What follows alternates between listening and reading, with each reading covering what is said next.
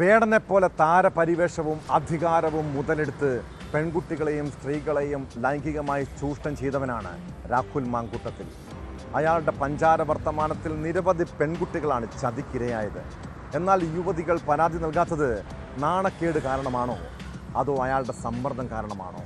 എന്തായാലും രാഹുൽ മാങ്കൂട്ടത്തിനെതിരായ ലൈംഗികാരോപണ കേസിൽ തെളിവുകൾ തേടി ക്രൈംബ്രാഞ്ചിൻ്റെ അന്വേഷണം തുടരുകയാണ്. യുവനടി രാഹുലിനെതിരെ മൊഴി നൽകിയ പശ്ചാത്തലത്തിൽ കൂടുതൽ പേർ പരാതിയുമായി രംഗത്തെത്തിയേക്കുമെന്നാണ് അന്വേഷണ സംഘത്തിൻ്റെ നിഗമനം. അന്വേഷണം വഴിതിരിച്ചുവിടാനുള്ള നീക്കം നടക്കുന്നുണ്ടെന്ന നിഗമനത്തിൽ ആ ദിശയിലേക്കും അന്വേഷണം വ്യാപിപ്പിച്ചിട്ടുണ്ട്.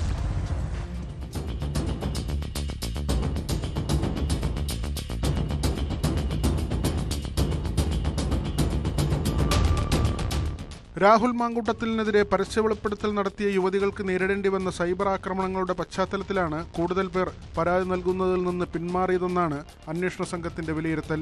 അതേസമയം കൊച്ചി സ്വദേശിയായ യുവനടി രാഹുലിനെതിരെ പ്രത്യേക അന്വേഷണ സംഘത്തിന് മൊഴി നൽകിയതിന് പുറമെ പരാതിക്ക് ആധാരമായ തെളിവുകൾ കൂടി കൈമാറിയിരുന്നു. ഈ സാഹചര്യത്തിൽ മറ്റുള്ളവരും അന്വേഷണത്തോട് സഹകരിച്ചേക്കുമെന്ന നിഗമനത്തിലാണ് ക്രൈംബ്രാഞ്ച്. കൊച്ചി സ്വദേശിനിയായ യുവതിയെ പരാതിക്കാരിയോ സാക്ഷിയോ ആക്കി മാറ്റുന്നതിൽ നിയമോപദേശത്തിന്റെ അടിസ്ഥാനത്തിൽ തീരുമാനമെടുക്കും. അതേസമയം ഗർഭചിത്രം നടത്തിയ യുവതികളെ നേരിൽ കണ്ട് മൊഴിയെടുക്കാനുള്ള ശ്രമം അന്വേഷണ സംഘം തുടരുകയാണ്. ഗർഭചിത്രം നടത്തിയ 2 യുവതികളിൽ ഒരാൾ മൊഴി നൽകാൻ സന്നദ്ധത അറിയിച്ചാൽ ഇത് പ്രത്യേക കേസായി രജിസ്റ്റർ ചെയ്ത് നിയമ നടപടികൾ കടുപ്പിക്കാനുള്ള നീക്കമാണ് ക്രൈംബ്രാഞ്ചിൻ്റേത്.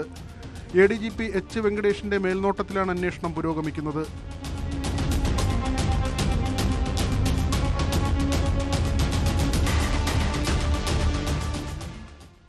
ന്യൂസ് 18 തിരുവനന്തപുരം.